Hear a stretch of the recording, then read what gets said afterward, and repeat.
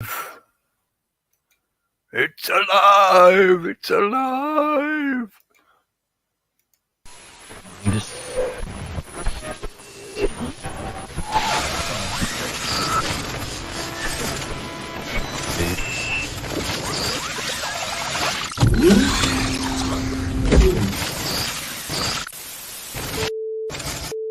Welcome to your awakening.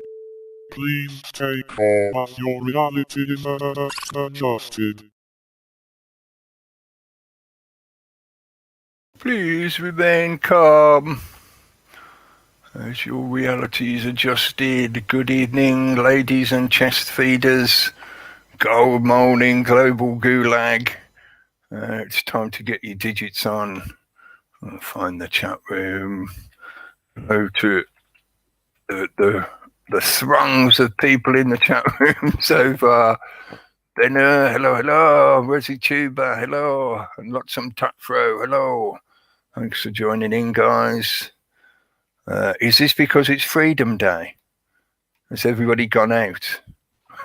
There's no one in the chat, Cookie. Sorry, I'm back. Sorry. Well, yeah, there's a few people in the chat. I'm just looking at the info. You know, it tells you the numbers watching and whatever. There's 13 watching.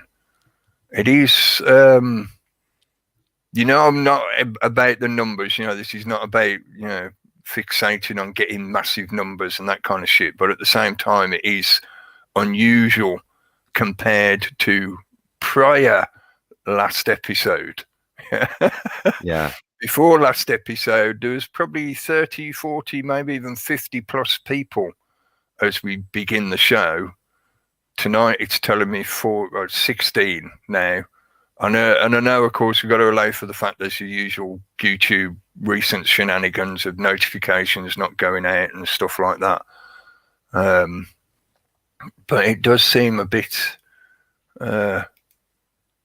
reduced to what it would normally be. Yeah. Dinny Carr, hello. Thanks for joining in the chat. I hope you're all right out in the woods.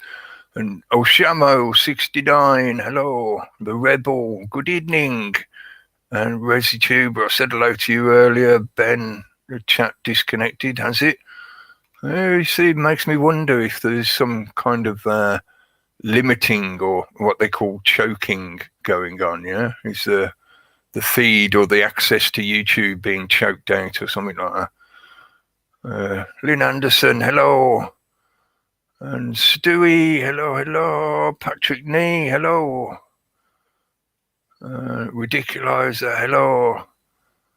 Thanks for joining in the chat. And High Plains Drifter, hello. Hot retarded chicks, hello. Everybody loves hot retarded chicks, especially the lesbians. The one and only, hello. Ali McKinnon, hello. Eiley. Sorry if I'm getting it wrong. Red Imp, hello. And So South, hello. Lion Share, hello. And Paula, hello. See, now it's maybe it is just that kind of delay of like not good notifications going out and stuff like that. I don't know. We'll see how things go and see what YouTube tells me in its numbers game after the fact. You never take their numbers as absolute factual data, you know. Their algorithm is what do they call it when it's kind of like copyrighted and whatever? It's their proprietary corrupted. Well, yeah, but it's their proprietary formula.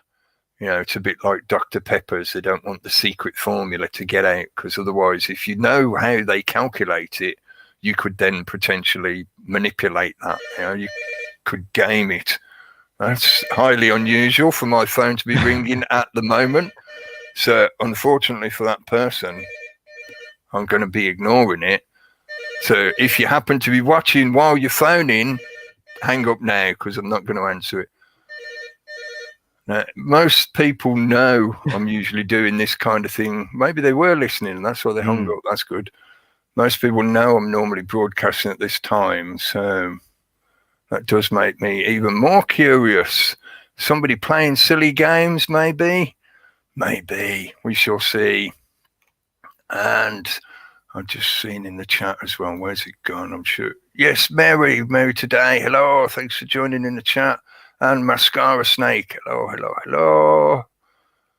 I'm trying to take more notice of the chat as we go in, because there are a few points I want to mention tonight, and one main theme I want to point at.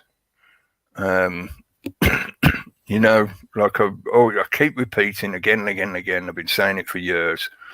Yes, I can talk about the sort of individual news articles and events of the day and stuff like that, but I'm trying to see the longer arcs of the propaganda and how they link into the various agendas and narratives that they're trying to persuade people of over a long term, because they've got most people into the fairly perception limited view of their reality. That includes time, which is, they tell us we all have terrible attention spans because we spend too much time on our gadgets and social media stuff. But who gave us all those gadgets? Who allows companies out there to directly utilize chemically addictive behavior models that cause you to want to make use of that technology and therefore reduce your attention span as a consequence? Who allows that to happen? Who sets it up? Who sells those items? We could have a debate about free market capitalism and whatever, but if your population has been constantly told and taught that these things are okay, they're perfectly safe, everybody loves them, it's great, everybody loves it, then your public's going to buy those items thinking it's okay for them to use them, and the consequence is a population with a very reduced cognitive function, both in their perception of time, i.e. that goldfish attention span, but also in their ability to cope with and deal with complex ideas or even uncomfortable ideas. I think Aristotle quote, the mark of an educated mind is being able to entertain a thought without necessarily accepting it, end quote.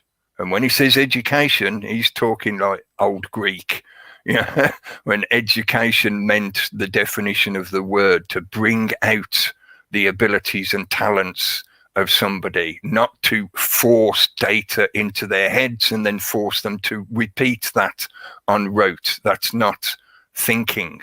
That's not cognition. That's just memory recall. And that's how you train animals to jump when you blow the whistle. Education, bringing true knowledge out of people, bringing their talents and abilities out of people, rising them up to improve themselves. So we'll see. I'll check if there's a phone number left after the show and see if it's somebody I know, if it's some complete random thing. Years ago, I had interesting little shenanigans like that happen in the past, where when I was either about to do a broadcast or just as I started doing a broadcast, I'd get random phone calls, and when I went to check, there's no number stored. So it makes me wonder, maybe, considering all the stuff that's been happening recently and over this year, could be just silly interference games.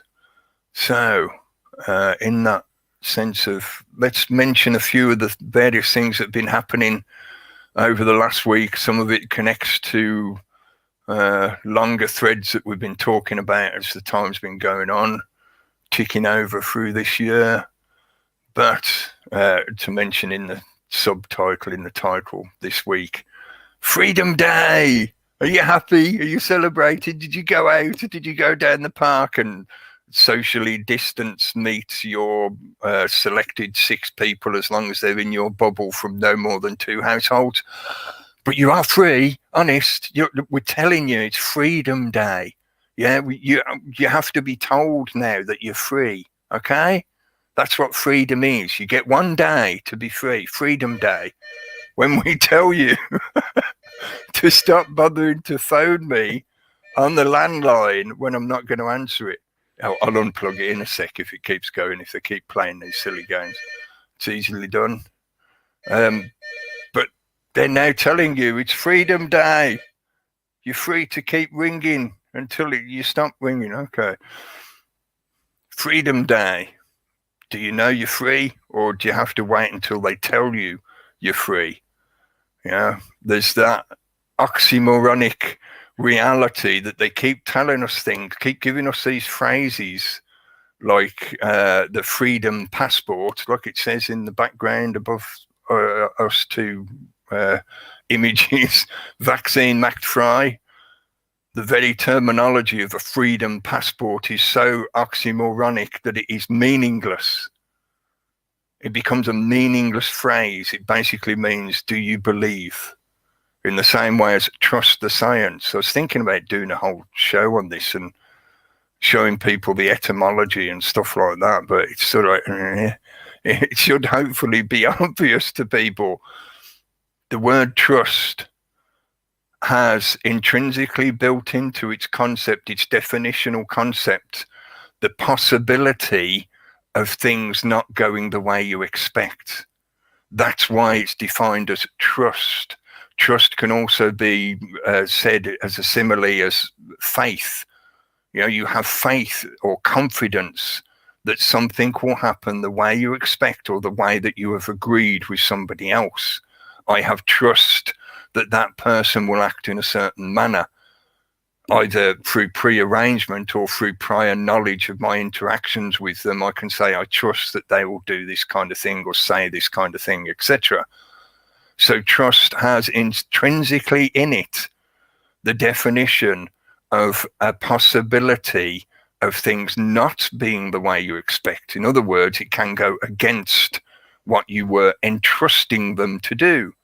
So when they say trust the science, that's like saying have faith in the science, which is the equivalent of saying you have to believe in something. It's not saying the science is fact. They can't really say that because, again, it's sort of a nonsensical phrase in the long run. Science is a methodology of investigating questions and looking for evidence to show which likely hypothesis is correct or not. It's a search for facts. It is not a conclusion. So when they keep telling us things like trust the science, that's a meaningless phrase. If anything, it means the opposite of what you are intending it to mean, or what you are suggesting that the public accept the meaning of. You're getting the public to repeat that phrase with a comprehension attached to it that equals, when they say trust the science, they mean the science is unquestionable. It is absolute fact, proven again and again and again, such that it never ever changes. Trust the science. But that is literally not what it means. It means the opposite. When they say trust the science, it means just have faith. You just have faith, that's all. But there's that little possibility that it could go completely the way you don't expect, but it's still trust the science. Your faith obviously wasn't strong enough. So, Freedom Day. Are you enjoying Freedom Day? And I could rattle off, the usual laundry list of what Bojo has announced about what you are now allowed to do and stuff like that. And it's sort of like, well, I know, in his rubber band roadmap, as I called it, he did say it would be sort of like 4 steps that need to happen before you get to something or other. So it's just the first step. So maybe we shouldn't expect too much. But they're presenting it as being kind of like this Freedom Day, the easing of lockdowns, etc. It's like, has anything really changed much? Are they still talking about the same kind of thing? They're still using that suggestive rhetoric of, well, nothing's been confirmed yet, nothing's been finalized, but we're considering certain things, certain policies, such as certification or passports. And we're thinking about the situation of, well, some of the companies may need to ask you for validation, to show your paperwork, to show your passport, although it'll probably be on a digital device. It'll be a QR code or some other function like that, or a blockchain, which can be represented by that QR code. But shout out to Hugo Talks. he put up a little video about this yesterday, I think, or whenever, not so long ago, only a couple of days ago at most. Somebody had been reporting, they showed the letter that they'd received from their insurance company. I think this one in particular was Bupa. But it made me wonder whether I should say this to people now. If you have life insurance, if you're one of the people that buys something like that, maybe it would be worth you checking with your insurance broker. I think I will answer it in a minute, just because. Or I'll certainly check on it in a sec. I'll play some music in a bit and I'll check it in. Because either somebody's really desperate to get hold of me or somebody is playing silly games. But you might want to check with your insurance broker if you have life insurance or anything similar, some kind of health insurance or health policy. You might want to check if it covers you for adverse reactions from the thing that they're wanting to put into everyone. They've got something they want to put in you. You might want to check with your insurance broker and say, am I covered if I become ill or worse after receiving this thing? This, you know what it is. I'm not, I won't severely self-censor myself. I'm just deliberately not using certain words. We'll see how it goes. I might slip up now and again, like I did the other night when I was doing the ice cream social. Check the channel. It's still there on the channel at the moment, talking with Camille and Anonymous and Lowlands Pete. We're talking about a few different subjects, mainly to do with the digitalization of the general operation of society, the digital gulag. Well, I think people are still living in a bubble, though, aren't they, with the furlough? Once that all stops, yes. Once that kicks in, when they get the reality of that is like no more money, and whether they got jobs to go back to or not, that's the realization of like the economy is gonna be fucked, going forward, and the amount of debt that we've built up, and it's always been debt. We've mentioned this many times, but it's always been there, but it's now they're just going all out to I think crash all the economies really around the world, to create this massive where they're borrowing all this money and suddenly they need the answer, which is the answer, which we've talked about, the Great Reset, that kind of thing coming in. That's where they're heading with this, because they're crashing it, and it might be take a year or two, but it's coming down. This is all part of that.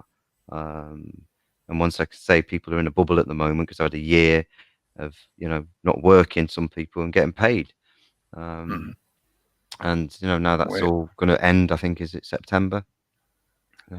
Possibly, but if they keep kicking the can down the road. How long? Yeah, well, it's they've already been printing, well, they say they're printing tons of money, but, it could be that they're just accessing the money that they'd hidden away in offshore accounts anyway.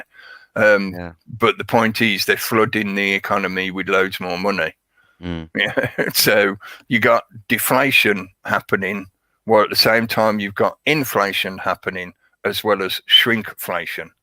So all in all, the entire system is being squeezed and crushed and pushed to the very edge, people purposefully. That's what they're doing. Oh, just by the way, the reason I think you didn't have many in tonight is because our clocks went forward 1 hour here in this part of the world. So maybe people who were, coming in now, I think a couple of who's just coming in now started early. I think that's Roscoe saying that, yeah. It's probably because of the hour difference from the weekend. Oh, yes. Camille mentioned that the other night when we was arranging the ice cream social. Daylight savings, is it, or whatever you call it? Yeah.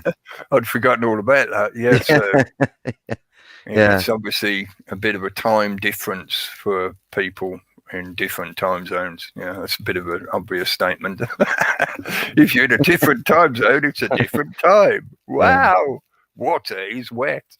Yeah, but our clocks went forward 1 hour at the weekend here. So we lost 1 hour. Well, we didn't really lose it. I just stayed in bed an hour longer. Yeah. It was a bank holiday. Yeah. From the bank of time. And we got Easter as well. Well, go on, sorry. I'm going off track. Sorry. I'm just going back to my notes to check. Like, I'm not forgetting to mention something I wanted to mention, because I do that quite often. After the fact, I think, oh shit, I should have said that. But yeah, what I was saying about the video that Hugo Talks put up, and he shows the image of the letter that somebody's received, and it says, no, you're not covered. Your policy will not cover you if you get ill after receiving the, the thing, the insertion. Yeah. Maybe I'll call it that. So anyone out there that has life insurance, maybe you want to think about checking. We mentioned many times right from the beginning, when this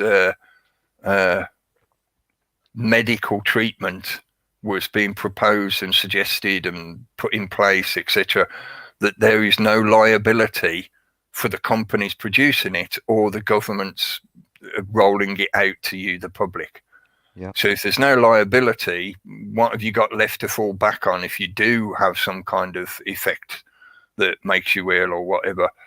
That's insurance policies. Here in the UK, it's a little bit different because we've got the NHS, but the way the NHS has been constricted, that means you can't exactly rely on it. So, and certainly over the last decade, 2 decades, near enough, a lot of people have got private health insurance instead.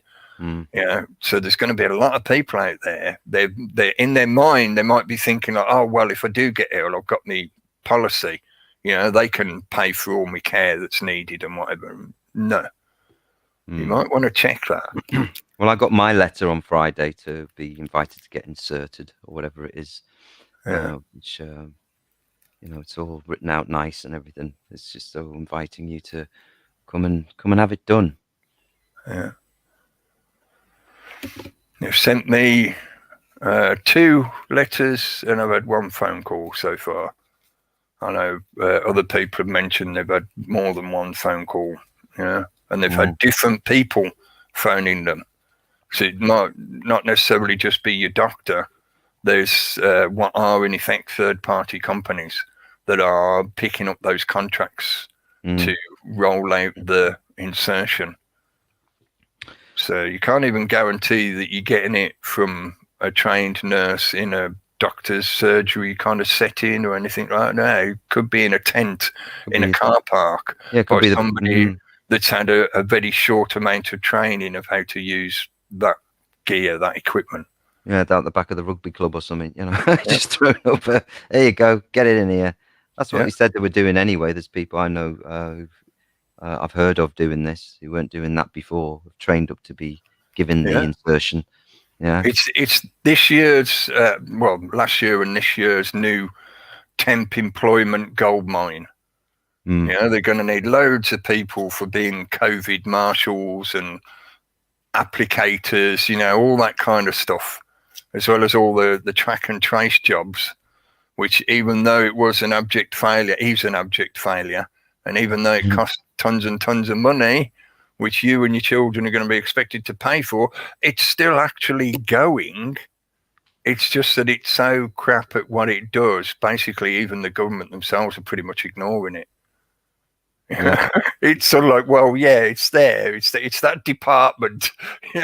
We just shovel some money in there now and then, and they just do their thing. In a time of crisis, just pile the money over there and just do it, and then make some few people very, very rich for a very long time. And but everyone else, like you say, has to pay it all back. Yeah, wonderful. It's a great deal, isn't it?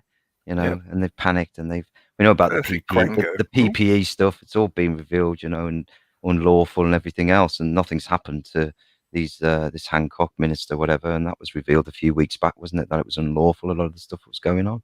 Yeah. And nothing gets done. Several people pointed it out, even people such as Lord Sumption, who's one of the, he's retired ex-head of the justice system. So if somebody like him is saying these things, and I do wonder why, I know sort of talked about it a little bit recently, is that they have to allow a certain amount of opposition. It's like, as Chomsky defined it, with manufacturing consent, they will allow debate within a certain context on certain subjects. You can have vigorous debate as long as it's only on the subjects that we allow you to talk about. Yeah. So I wonder why Sumption is being allowed to carry on saying the kind of stuff he's saying, because he's quite clearly and directly said this is dictatorial. What is happening is like you're living in a dictatorship, and a lot of the actions that are taking place are questionable whether they're even lawful in the first place. Yeah. Even the very foundation of the Corona Act is questionable. So somebody like that who's saying these things, but you know, it just seems to be over the heads of a lot of people. I don't get it either, because we see it. I know lots of people do see it, but for some reason it doesn't seem to have any impact on the direction or they want to take it. You know, with the mainstream media and stuff, and these guys, like you say, given an outlet, but not much of a one, and it just carries on. Yeah. So just noticed there's a few more people in the chat. I think you mentioned it earlier, didn't you? Roscoe, yeah. Pico Train, hello. Saul Bollocks, hello. I don't know. Faith Farah, hello. I was going to say, I know I caught a few other names scrolling up the chat as it was scrolling by. Hello to everyone joining in. Yeah, it didn't occur to me about the time change difference. Jason Edwards, hello. And Robert Lunn, hello. No, there's no autopsies. Showed those papers last year. What was it? Something like February or March? No, it was April last year when I came across that paperwork that they'd sent out to all the doctors. Yeah. And I know I saw some other names. Robert Mobley, hello. Miss Masculus, hello. And I'm sure there was another one. New Being, hello. Okay, I'm scrolling. I'm starting to get lost in the scroll. One Must, hello. And Groove Dodger, hello. Wish Fix, hello. So I'm trying to scroll quick. If I have missed you out, apologies. I'm just scrolling too quick. Brad, hello. Trying to give a shout out to everyone that's joining in, because it's one of those things about, as Stewie's just put in there, he's had 2 letters and 2 phone calls. But it's like, Mink, hello. Mink 109, hello. Just seeing that as the chat has caught up. One of those things about the system constantly tries to reinforce the idea in your head that it's just you all on your own. You're the only one having silly, crazy thoughts, and there's no other people asking these questions. Nobody else has ever thought of these possibilities before. Oh, no, you're just a tinfoil hatter. It's like, no, the reality is that there's a hell of a lot of people out there asking either the same questions or very similar questions. They've got similar concerns. They're noticing the same kind of patternations, etc. They're seeing a lot of the things that are happening, and they're connecting the dots and realizing that a lot of it is bullshit. So, yeah, that's why I like to, acknowledge people and say hello to everyone. I know sometimes it takes a while, and I'm terrible at keeping up with the chat, especially when people are like asking me questions. It's sort of like, what, did you? I don't remember. I wasn't looking. I get too busy talking about stuff. Well, there was a guy, was that MP? What was his name? Was it Desmond Swain? He was speaking. Swanky. Him. He voted. Desmond Swanky. But didn't he vote to keep the laws in, because they've been voted in? Well, the emergency measures for the, Yeah, it's been extended again, which is part of the reason why I thought, well, they presented today, the 29th, as Freedom Day to the public. Oh, Freedom Day, go out, enjoy all the reduction of the lockdown kind of thing. But at the same time, they've voted to extend the Corona Act again throughout the summer. So in other words, they're not expecting the situation to end during the summer. They have no plans or intentions for it to end during the summer, which is part of why I put the summer of green, because it's going to happen all the way through the summer. The green part is the other element. Maybe just calling it that or using that phrase may indicate to people some of my intention with what I'm suggesting with that. But it'll be the emergency ones, like the circuit breaker type things they talked about doing last year, and put in just in counties or in areas or shut down. Yeah. It just at a moment's notice, like they did at Christmas when they didn't give us any notice. Case has been reported. Lock it down. Lock it down. Literally the next day, that was it. All shops were shut. They were given no time at all. Literally the next day, you were shut. Told to close. Similar to what they've done in New Zealand and most parts of Australia have now slotted in. I was going to say lockstepped in. They're slotted into lockstep with this idea that they can have short, sharp, instant lockdowns. So if there's a case reported, they'll just press the emergency button and the sirens will blare and all the shutters will come down, and you'll all be shut in your prison environment. It is like being in an open air prison where any minute they can press a button and you get the reinforced shutters come down, that kind of thing. But they want to slowly acclimatise, I feel anyhow, this is what they're doing. They're trying to acclimatise the British public to accept a similar situation where the overall general kind of like national lockdown, even though it was slightly different, like for you in Wales and whatever, up in Scotland, they had different rules, but it was pretty much a national lockdown. Instead, it will just always be on the shelf as the emergency button option. And even though as far as I know, they've not really said it directly, they've implied it, and they've tacitly implied it many times, that they're working towards the expectation of zero COVID, which is a literal impossibility if it is a coronavirus and all that kind of shit. That's an impossibility, but they seem to be working on this premise. Their policies are geared towards this premise that they will achieve zero COVID, and then that allows that functionality of like demonstrated in New Zealand, where they claimed they had zero COVID, and then all of a sudden 1 or 2 cases pop up and they press the emergency button and all of a sudden everything's shut down again. That's what they want. Because that is like in a prison system, in a prison cell, prison block, where something occurs that they can press the emergency button and everything just gets stopped. Everyone freezes on the spots. That is what I think they're trying to acclimatise people to. It's for social engineering, isn't it? Of the people again, and changing everything, culture, everything, how we behave, everything.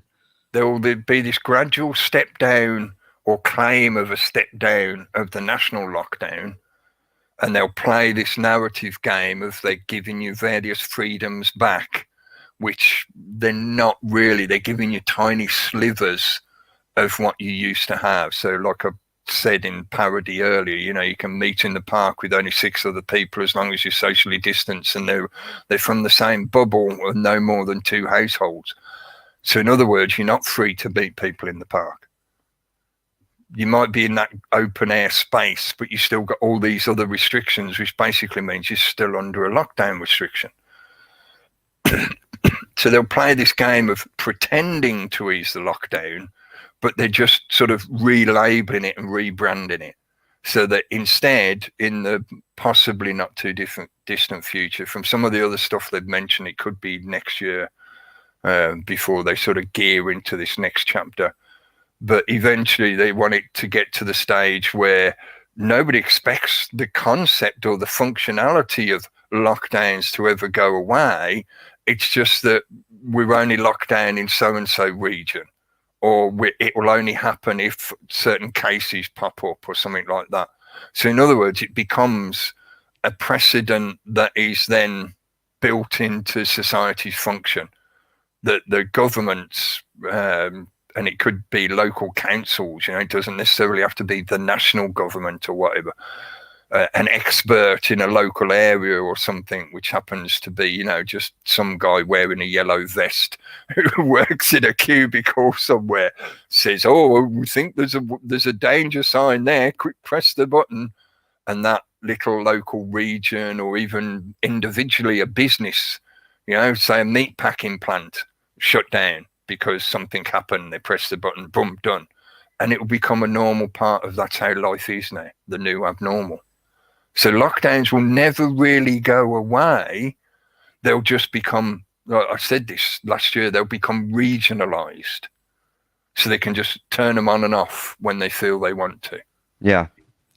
So like in the narrative in the Hunger Games, if you don't produce enough, if your district in the neo-feudal structure that they're creating, if your district doesn't produce enough of what you're supposed to produce, you get the shutdown. If you have a few outspoken people in your district that they will label as dissidents, you get the shutdown. And they'll do that so that there is peer pressure policing. You may already be experiencing that to a certain degree for yourself, either amongst your friends or your family or workmates or whatever. You're getting that kind of peer pressure policing. Don't you speak, don't you say naughty things, because we're going to be oppressing you if you do. And you end up with that little gaggle of people all stood over you looking at you like you're a turd because you question what Bojo said on the TV. That's peer pressure policing. They don't need the logistical coverage of having security officers, police officers, whatever, on every doorstep and shit. No, they rely on the public to police each other. And that's why they've been encouraging that separation and trying to get us to hate on each other. It's like the anti-vaxxers versus the acceptors, whatever you want to call it. Trying to get us to hate each other so that we self-police each other, and you create that peer pressure environment. In that kind of note, to sort of segue into the other thing in my notes, they've sort of just put it out there, and people just mostly seem to accept it. I know there's a lot of people out there who didn't, but the children have been allowed to return to school, but it's under the expectation that they get tested twice a week. Now it's been suggested that, well, if we're testing the kids, then obviously as soon as they go back home, they're in their home environment where they could be infected by their own parents. Therefore, we need to test the parents twice a week as well. See how it's creeping in? If I'd suggested this prior to last year, it could have easily been dismissed as a slippery slope fallacy. As, oh, well, if they do this one thing, doesn't necessarily mean they'll extend it to other stuff.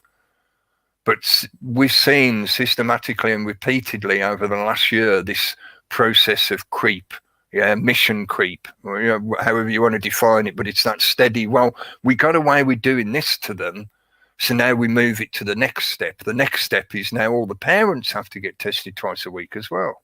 And keep pumping out the propaganda to back it all up, as they've been doing all year. And if you're not willing to participate, you become one of those labeled dissidents or a plague bearer.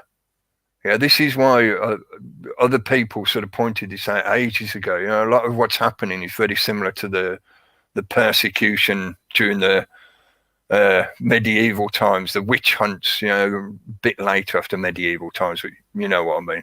The witch hunt and the kind of, I was going to say Spanish Inquisition, but again, all that kind of Inquisition period was a bit more medieval, but you get the analogy. This is a situation where it's worse than just the peer pressure policing.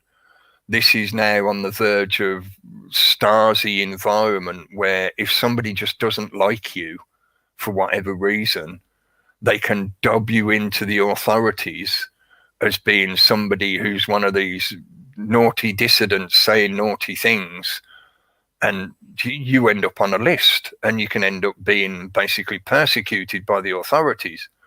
And that's deliberate. They want that environment so that it puts more pressure on people to conform.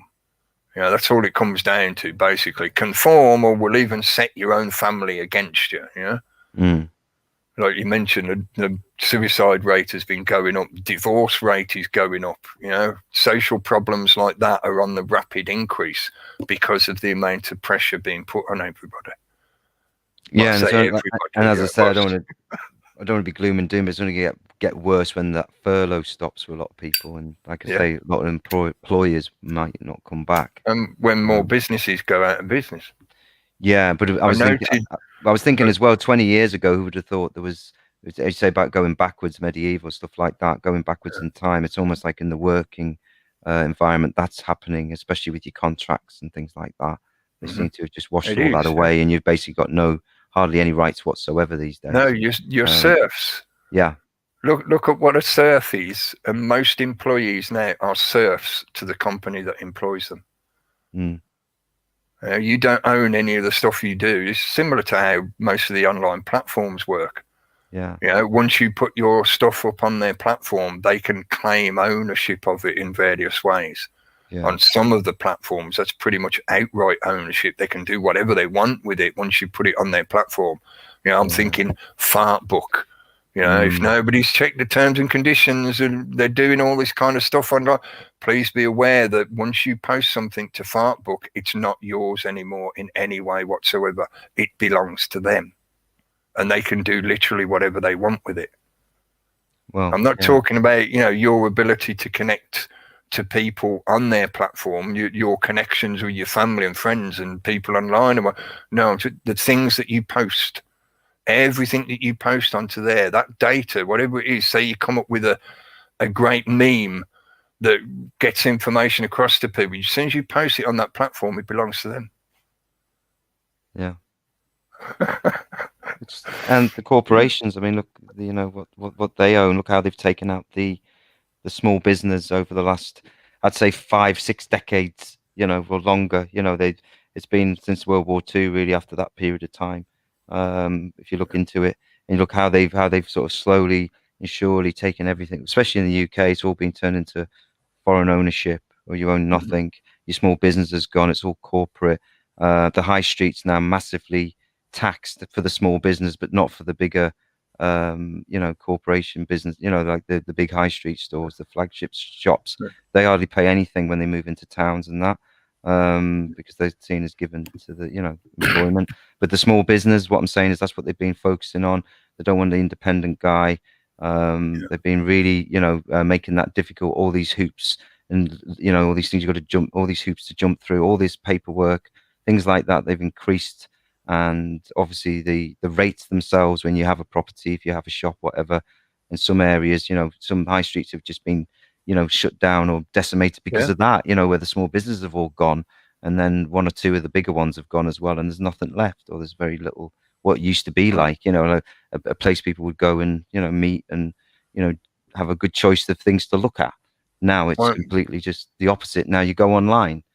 So the one of the things I noted from his Bojo's announcement about the easing of the lockdown and all that stuff, they mentioned that businesses will get free tests because of this thing where they're trying to push it towards everybody getting tested. Like they're creeping their way in from the children to the parents to everyone, basically. Yeah. They want people in workplaces to be tested, and they're pressuring the commercial sector, the industries, the businesses, etc., to do this testing. So to encourage them, they're saying, oh yeah, businesses can get free test kits, but the little sort of caveat on that was for businesses with more than 10 employees. So in other words, if you're a smaller business with less than 10, you're not going to get any of that assistance. You're expected to pay for all that for your employees yourself, or maybe you pass on the cost to the employee. So if you've already got employees contracted and you can't lawfully or legally even force them to get a vaccine to remain employed, because that would be unfair dismissal or whatever, or breach of contract, you'd have to fire them all and rehire people with a new contract that says they have to get the vaccine to get the job. So in other words, you're being put out of business if you've got less than 10 employees. So in other words, it's another stab into the small business sector and a boost, a governmental support boost, a free money from the taxpayers' purse boost to all the big companies. Do you think Amazon's going to pay for all their own test kits? No, they're going to be getting it via subsidies from the government. Yeah, that's part of how they become such mega conglomerate corporations. They get kickbacks from the very governments. It's corporatocracy. It all goes Yeah, around in a circle. Like, you yeah. know, you They are scratch one my and the back and I'll same scratch thing. yours. Yeah, it's Yeah, that, isn't it? just It's all, two different yeah, faces, like Two-Face, the super villain or whatever. like It's exactly the politics, same beast. left and right wings. They just this, you know. Also to Anyway, mention on that about the testing the kids and parents and all that stuff. yeah, They, again, a lot of this stuff is happening in that kind of nonchalant way of like, oh yeah, now we're going to do this. And it's not like even some of the other statements where they say, oh, we're thinking about doing this, the trial balloon kind of stuff. This was just nonchalant. Oh yeah, now we're going to be doing this. They're going to be introducing booster shots for the elderly. So if this thing does what they claim it does, why do you need a booster shot? If you're already suggesting that even now this year they're going to need a booster shot, so that means the thing they had only within the last few months, weeks even, hasn't lasted long enough. They're going to need this booster update to add on to. This is that process that we've talked about, that it won't just be one shot and you're done. It won't even be one shot a year and you're done. it's 2 or 3 a year at least. They want you to get into the thinking that it's going to be multiple times a year. It's going to be at least twice, according to Bibi Netanyahu. Yeah, in Israel, they're going to be getting it at least twice a year. And Gates recommends 3 times. Gates said 3. So yeah, he suggested, Bibi suggested that it will be more than that eventually. So now, like I said, this is just me noting stuff happening in the news events and commentary that they've been putting out there. It's just painting a picture, just pointing at the dots. You can see them nonchalantly say, oh yeah, now there's going to be booster shots. How many times do we have to be proven correct before people start accepting and being able to get past that point? Like the classic quote from Mark Twain, it's easier to fool someone than convince them they've been fooled. How much longer, how many times are we going to have to be proven correct before people can accept and swallow their own pride and say, okay, yeah, there's something to this. Maybe I was a bit, too quick to throw the usual derogatory labels. But it is not theoretical. It is a conspiracy. That's the most correct and accurate way to describe it because of the way it's so intertwined in multiple sectors, and a lot of the movements of this thing are kept in the shadows or outright hidden completely. Like the shout out to UK column again, like they were mentioning on there today, and other people have covered this. If you try and ask the UK government how many cycles they're using for the cycle threshold in the PCR test, you're not allowed access to that information. The only reason they would black box it, as they call it, in that sense, is because the number of cycles they're using would prove to everyone that they are deliberately creating false positives to create a case-demic, as some people have called it. Yeah. If they weren't, they wouldn't need to black box that information. They would just say, like, oh yeah, we're using 30 cycles, or we're using 35 cycles, or whatever it is. They'd just say it. But they don't. They say, you're not allowed to know. That, to me, is an absolute, that's the same as admission of guilt. They are clearly showing to people that they are using an incorrect procedure. And that's why they're hiding the details of that procedure. So you can't see the obvious factual data that it's incorrect. It's an incorrect procedure that they're using. Even at 35, from what I was listening and reading about from what other people have posted and found out, even a cycle threshold of 35 creates a 97% false positive rate. This is something we mentioned last year. Remember when Bojo himself and Handicock both stated on national news TV in the UK that, like, oh yeah, it's 97% failure rate. They admitted it to the public, and the public just went, Yeah, I remember it. We played the clip oh, no, back in the day. Yeah, last year. Yeah. to now they're making it clear from the returns of freedom of information requests that multiple people have sent in asking slightly different questions that basically after the same data, that no, you're not allowed to know the cycle threshold. That, to me, like I say, that is an admission of guilt. Yeah. They're using a manipulator, deliberately over the top cycle threshold, so you get a higher false positive, so you get a higher case number. So basically, there will never ever be zero COVID. It is a literal impossibility. All you'll get is aching arm syndrome, which will go on forever. If you think your arm aches, you say keep aching because you'll just have another one in 6 weeks, and then another 3 months you have another one, and then 3 months you have another one. Yeah. If you haven't heard it, listen to the. I know it's personal statement and whatever, and people say that you've got that problem of kind of like it's anecdotal and whatever, but there is certain factual data there. There is a paper chain there, a paper trail. But if you check again on the UK column, the video they put up this afternoon of them talking to the woman whose husband got what looks like Guillain-Barré syndrome. Oh yeah, that's awful. That lost the use of his legs, basically lower half paralyzed. Yeah, and that's just one person reporting their experience so far. And when you look out there to find the information, you find that there are lots and lots and lots of that kind of situation. So why is it that they're doing this kind of underhanded maneuver?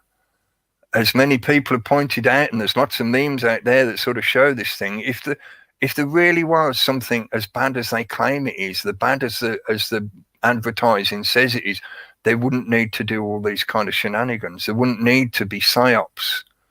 They wouldn't need to threaten you.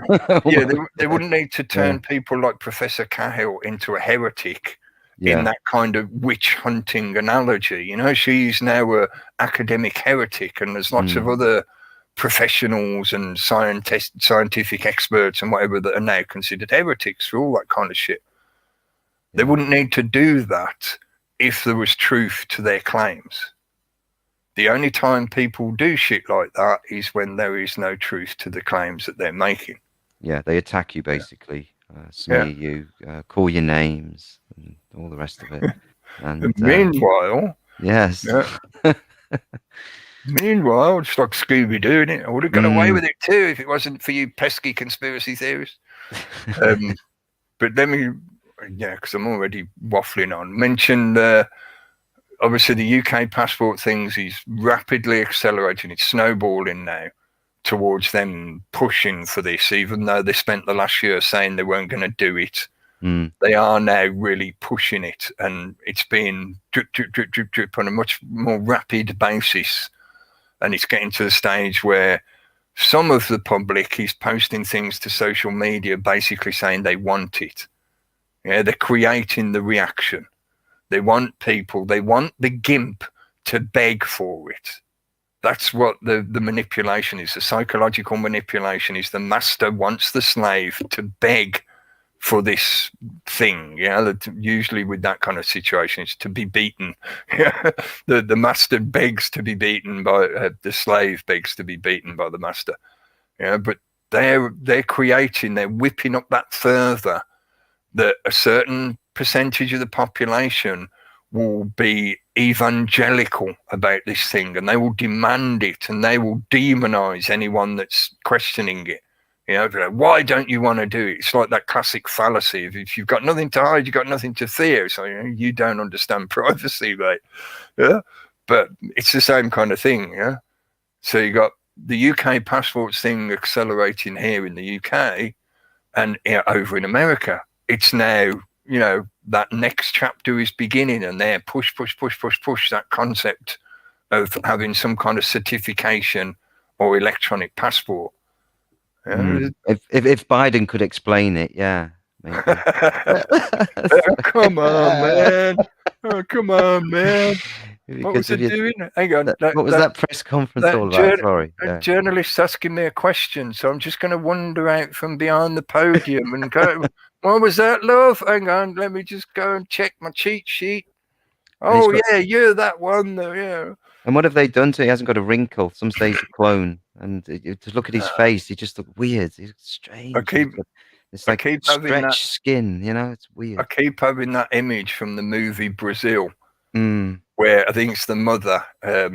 She goes to get her face stretched, and because he's Terry Gilliam and he's really good at that kind of special effects and whatever, it's just that image of her with the like wire cage, the surgical kind of thing around her face, and they're just stretching her skin. Like, Yeah. I keep seeing Joe Biden's face with that sort of.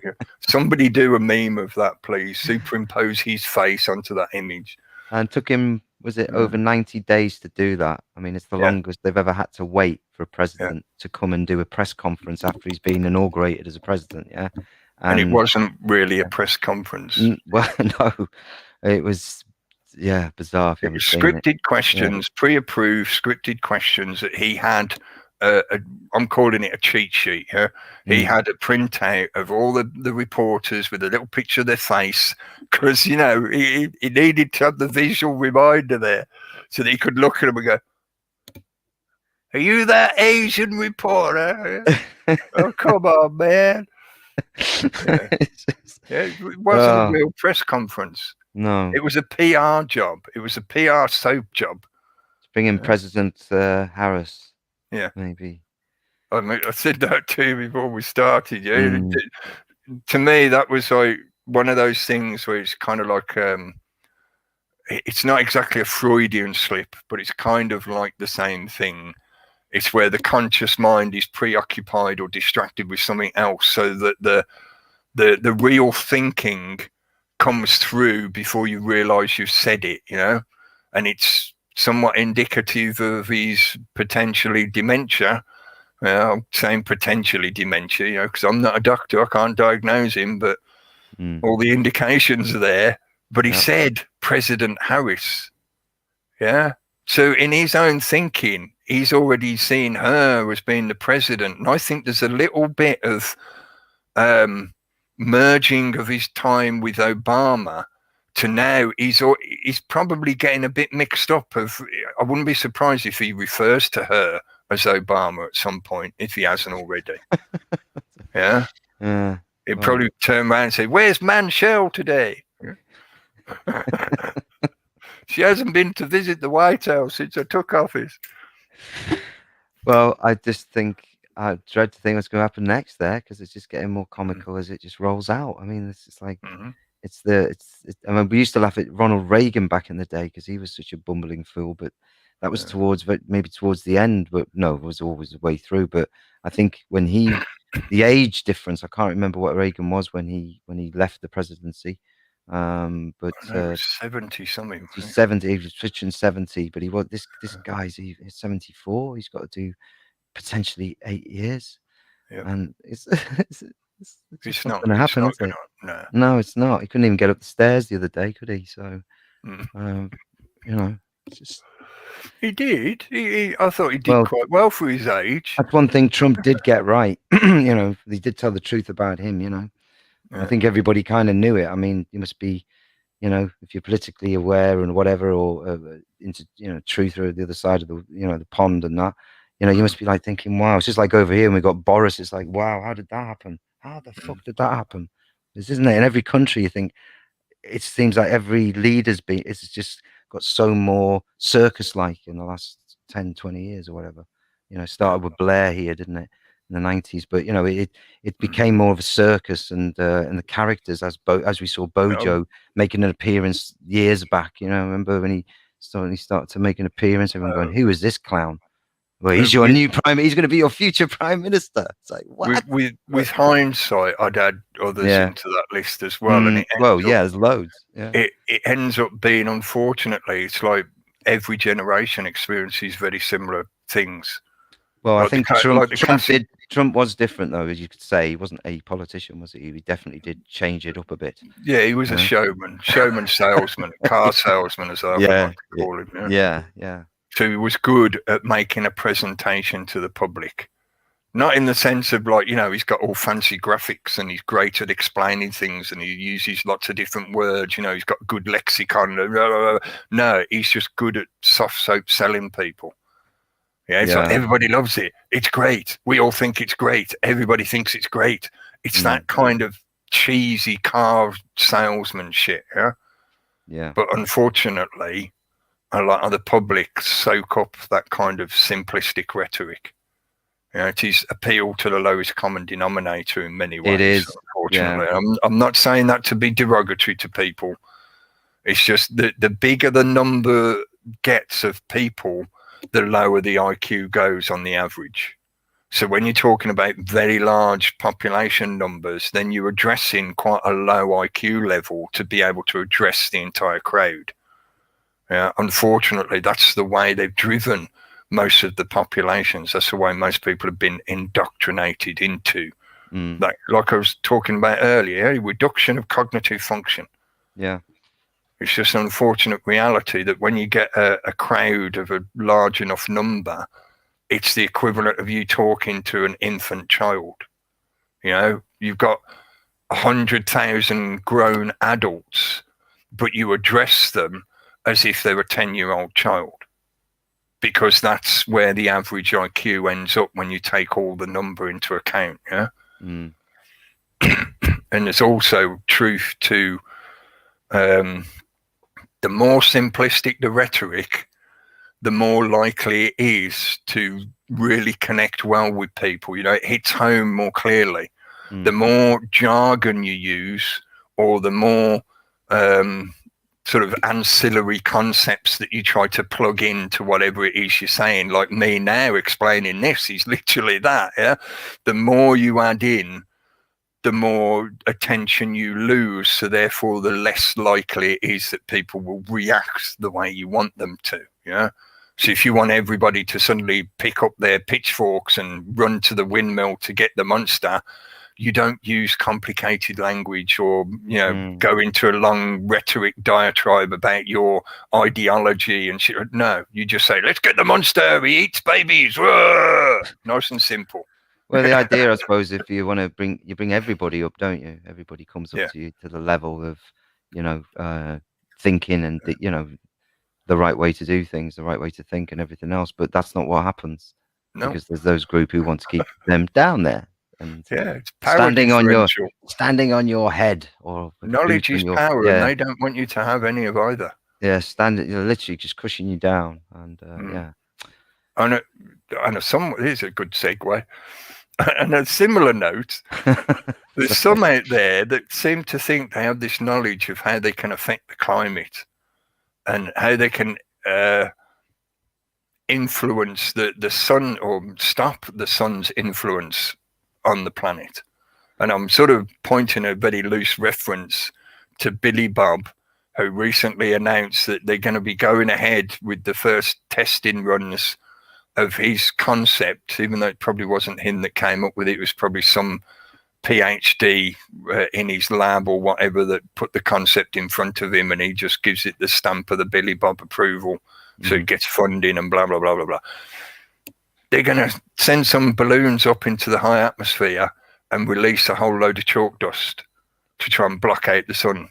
Yeah, not completely block it out, but to reduce the levels of whatever, radiation, ultraviolet, you know, whatever they think they're going to be doing with this chalk dust. Wouldn't that clog up the plane's engines or things like that? Oh, don't ask silly questions, Ben. Yeah. Trust the science. And well, that should be on Billy Bob's gravestone. Just trust the science, Bill. Yeah.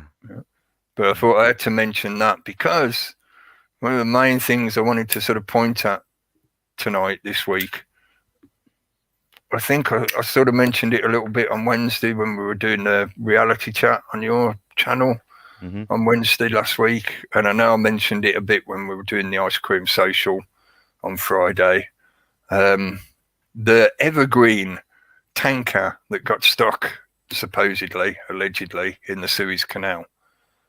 And there's quite a few questions about this situation, but it reinforces something that I mentioned several months ago, early last year, about how the lockdown and various other policies that different countries have introduced have basically constricted international trade to a certain degree. So it's going to cause a ripple effect through the supply chain.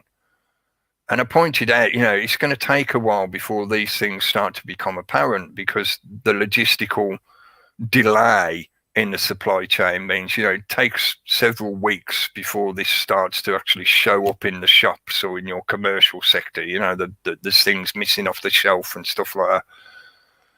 But now we have this situation where, please don't forget as well that they have pretty much totally curtailed international air travel. So they've already convinced most people, based on the narrative of the corona situation, they've convinced most people that you're not allowed to travel internationally anymore. You can't go on holiday abroad. In Bojo's statement today, he even said, don't expect to go on holiday in the UK or abroad. So basically, there's no holidays this summer. Again, the summer of green. But that logistical delay has been affecting all the international transport trade network as well. There's literally thousands of those mega tankers that go through the Suez Canal on a daily basis. Shout out to Press Reset, who put up a video this afternoon. Check his video out. He covers some of this in there as well. The transportation network that relies on the Suez Canal adds something like 13% to the global trade economy. So it's vitally important, and it makes a difference to the end price on the shelf when you're buying goods, right? Because if they have to go a different route, that's going to have a cost effect on the goods that you want to buy in the shops. So part of the reason why for the last few decades, certain goods, certain products have either got cheaper or the pricing has remained pretty much the same, was because most of that manufacturing has gradually been deliberately transitioned over to the East, primarily China and a few other countries. But, most of the production has been moved over there because they thought they could rely on this international trade network. It's part of the reason as well why China's been working on its Belt and Road Initiative, and there's been other things like that, like the pipelines that they've been building and whatever. But anyway, this massive mega tanker, and it was truly enormous. If you see these things, unless you see them up close, to kind of get a scale, it's a little bit surreal, the sheer size of these things and how much cargo they carry. And you start to look a bit deeper into it, and you find the navigation track record for this particular vessel drew not so well defined, but it was certainly obvious this cock and balls in its navigation track before it even enters the Suez Canal. It was almost like they were, doing some graffiti to take the piss before it enters the Suez Canal. And then it just so happens that in all the thousands and thousands of passages that happen through that place over a yearly basis, this one time something occurs that causes the ship to turn such that it becomes lodged in the canal. That's beyond 1 in a million chance. Well, apparently it was a light breeze, a strong breeze that blew the 40 million ton vessel over. So it was a light breeze that carried those few thousands of bribe money into that pilot's pocket that caused him to accidentally steer into the bank of the canal. Yeah. Maybe. Sounds even more like a Scooby-Doo plot now. But the thing I wanted to point at is there's the subtle connections with this situation that to me are nothing to do with any of this being genuine, and are more to do with the steady transition from I call it the lockdown situation just for ease of description, because there's more to it than just the lockdown restriction. The lockdown situation being transitioned from being justified because of the COVID situation, you know, this alleged pathogen that's creating an alleged pandemic, etc., etc. It's been transitioned from that cause, that boogeyman, to instead the now long-time classic bogeyman of anthropogenic climate change, global warming, as it used to be called, right? There's already been, and I know I've mentioned this a few times in recent weeks, there's already been a little drip here and there in the media to suggest this concept to the public, including reinforcement narratives along the lines of, don't the skies look clear now at the moment because there's no air traffic because everybody's been locked up at home and they're not allowed to internationally travel? Don't the skies look fantastic? Isn't it wonderful to go to the park when nobody is allowed out and you can enjoy the wide open space, even though, how did you get out if nobody's allowed out? Huh? And I did see an article in the Independent, sorry, it was saying about the bird song, you know, and how beautiful it is and how it came back and during lockdown, one of the benefits of, you know, like I say, a better environment and all this. Yeah. Wildlife. Did you see the one about the goats? I can't remember the name of the village. Sorry, it's a village in Wales. Yeah, in Llandudno. Yeah. And I know we talked about this only a few years ago. Do you remember it? When they claimed in a similar fashion that there was some kind of climate agenda reason for why these goats had escaped and were eating the bushes in the local village. Whereas it turns out this is somewhat of a kind of almost annular occasion. Yeah, it's something that they do. Well, it was the people, in a way, it's like exercising their common law rights to have access to the common. They come off the Orme, the Great Orme. I think they're up there. Which they're allowed to free roam, and then they're brought in every so often, which means they inevitably passage through the town. But the media portrays this as something to do with global warming, anthropogenic climate change, pollution, or whatever, you know, some kind of agenda narrative reason for why these goats are in this Welsh town. Well, they come down, they boot the cars, they eat the hedges, literally, you know, and things. Yeah, goats being goats. Yeah. But they were donated by Queen Victoria back in the day. That's how they ended up there. And they might have somewhat of a protected status. Yeah. But yeah, there's a few of them, and they do come down quite a lot, and that does happen. But during the lockdown, I think made it sort of viral, didn't it? It was all, you know, because we were roaming around the town, which they don't normally come into the main town. They were obviously taking advantage of the fact that there was no bloody humans around to get in the way and shoo them off. They're like, oh yeah, I can get to the juiciest bushes now. Yeah. But the point being, there has been little bits in the media here and there to put that idea across to the public that the lockdowns and the restrictions that have been justified on the excuse of the COVID narrative are just as applicable to the big bad climate change problem that we have to address. And don't mention Agenda 2030 while you're telling them this. No, just say it's because of climate change. It's a good idea that we stay in lockdown. So, Evergreen ship gets blocked in the Suez Canal, which will and has caused a lag knock-on effect to that international trade. So you are, in the not too distant future, going to experience either shortages on certain products, and I've seen people suggest that it could include food and agricultural products. And if it's agricultural products, that will affect the agricultural production in this country, in your country that's connected to that network, that trade network. So therefore, it will affect food availability that is even produced in your own country. Yeah? But whether it's food or agricultural products or consumer goods, you know, laptops and tablets and stuff like that, electronics, white goods and whatever, that's going to get interrupted and delayed. There's going to be this knock-on delay. So it's going to be a while, but you might see things like shortages on the shelf, or you might see price increases because of shortage of availability or perceived shortage of availability. No, Home Bargains and Pound Busters or whatever, they're all going to be struggling with the stocks and shite.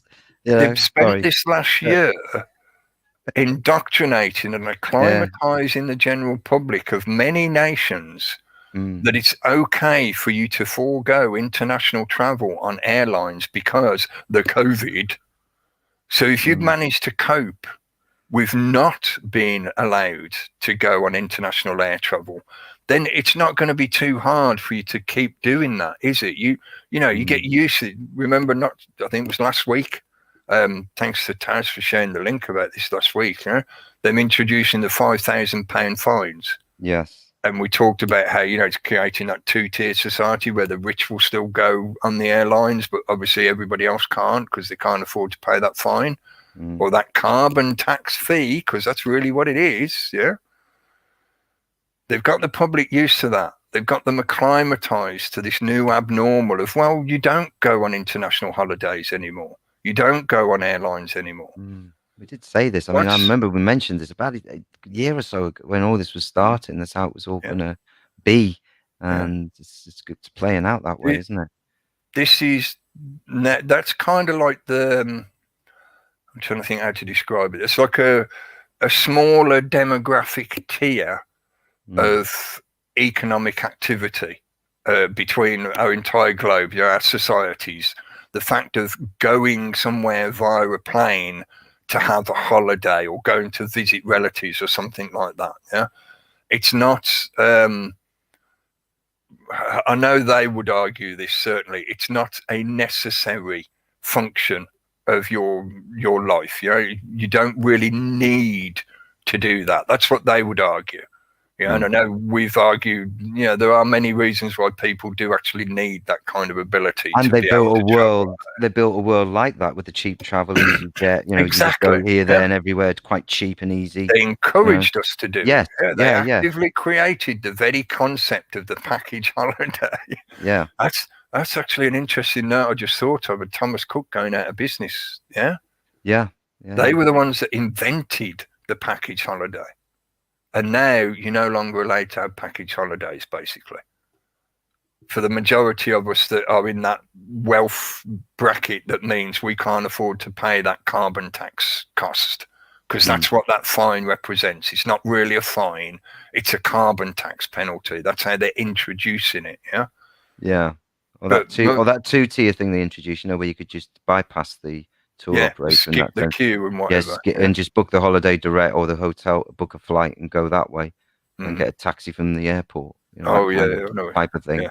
You know, you don't use no more travel agents. Yeah. No more need for travel agents and package holidays. You can book every individual bit you need for the holiday yourself online. But then you have to follow the, you know, whatever. I hope that airline comes around that was talked about, you know, the airlines that were going to accept people who didn't want to have an insertion. They maybe that's still going to happen. I mean, the push. I mean, you think about half and half. It's going to be. They probably wouldn't get licensed though, because most of the governments are now at least talking about or using the rhetoric. They were doing it again today about blocking international travel. So in other words, because I think today they were talking about people coming over from France to England. Well, they'll have to burn a few of their pals off then, because at the end of the day, they'll want to make some money. And they see a 30 million or 100 million people prepared to go on their, you know, on their flights, but they can't. So there's going to be a lot of, you know, change if that's going to happen, you know, because people are going to want to take advantage of that and in some way, shape or form make it happen. You know, I think because you can't, you know, there's a lot of people want to still do that. I mean, we'll see, but that's the direction they want to push it. It's what we do to counteract that, to come up with something like that. Woman was saying a few months ago on Corbett. I think it was Dolores Cahill. I think it was her. Or it was another woman he was interviewing. But anyway, the point was they were looking into this, and this was something that, you know, when you think about the, you know, again, it's a corporate, you know, they make money, they want to make, you know, whatever. They, you know, there would be a push for that. And if the government, if it is just a totalitarian, that's it, then wow, we're not going to be able to, you know, I hope, like I say, the people will rise, you know, won't let that happen. There'll be, you know, good lawyers, good people that you say are being, you know, at the moment being like called heretics, and dashed, taken away from their groups because, oh no, we don't agree with you anymore. That kind of nonsense. I bet that's all gone on in the medical and the law and all that, establishment, with things like that. I reckon there's a divide in that in that environment. From again referencing what the UK column was saying in their episode today, and there's a lot of people in the medical trade that are just afraid to say anything because they're worried about losing their jobs, or in a similar fashion getting that kind of heretic label, so they get disbarred if they're a doctor. But how long do you push it for? When it's not right. How much does your job actually mean if you end up living in a society when your job is meaningless? Because if this thing keeps progressing into that technocratic dystopia, then 99% of people will no longer have jobs. So your concept of I've got to stay here and keep my mouth shut so I keep my job, your job's probably going to be defunct anyway. That's if you're lucky enough even to be one of those that they consider a necessary worker. If you're a non-essential, then your job's pretty much toast. They've told you it's non-essential. Sooner or later, automation or alteration of the way society functions, your job's going to become defunct. But to go back to what I was saying about that that kind of demographic of air travel, the majority of it is based on holiday making, leisure time. So it's something that people could sort of swallow to a certain degree, because it's like, okay, it's not like it's essential work I'm doing or anything like that. It's not exactly necessary for my existence, so I can cope with being without it for a while. And then, as I say, they encourage this kind of narrative of, oh, doesn't the world look fantastic without the air travel happening? But now we've got this situation where it's caused an interruption to the trade network. So this is not leisure time. This is not just holiday making. This is the way the world has been entwined into a global trade network. But with the primary foundations of Agenda 21 and 2030, you look at what's in those documents, what they're trying to get towards by the year 2030. And this is the real reason why all this shit started happening within the last couple of years, because they are now in the rush to that date, that timeline. They're on a timeline they're trying to follow, which is why they keep tripping over themselves and just saying absolute silly things, because they're focused on a date and keeping up with that time requirement. Anyway, part of what that Agenda 21 2030 vision leads towards is a situation where you are highly unlikely to be accessing goods, consumer goods, produced goods, food, agricultural supplies, whatever, that come from somewhere else on the planet. Because that international trade network is probably one of, if not the most polluting economic factor on the planet at the moment. Because those massive tankers create a lot of pollution. The processes involved behind all the production of those consumer goods creates a lot of pollution. I don't agree with the anthropogenic climate change narrative. I just think it's incorrect. It's fallacious, whatever. There's a big separate subject unto itself, which we talked about for years. But the point being, they have just, I am positing, that this is not a genuine situation, that they have purposefully created an interruption. So through the period of this summer, and this is why it's been done now, spring, evergreen, tick, tick, tick, think about it. Please remember that they talk in symbols, in symbolic language. They use metaphor and analogy to let you know what they're doing, and to give a warning to their acolytes and their insiders who go, oh, right, it's time now. They're doing that chapter now, right? Okay, we need to do this, that, and the other. This is like them sending messages. Some of it is subtle. It's meant to address you subconsciously. Evergreen.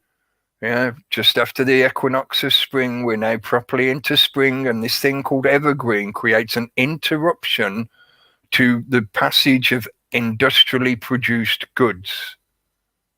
That's Agenda 21 2030. Boom, big red label all over it. Mhm. So I posit that was not a genuine situation. It has been Accident. deliberately Yeah. engineered. Yeah. This whole Suez Canal is engineered, but the whole situation has been engineered to create an interruption in supply.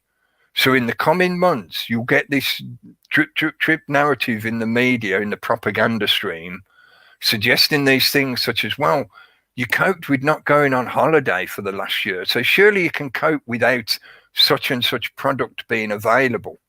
And isn't it better that you buy local? Because, sustainability.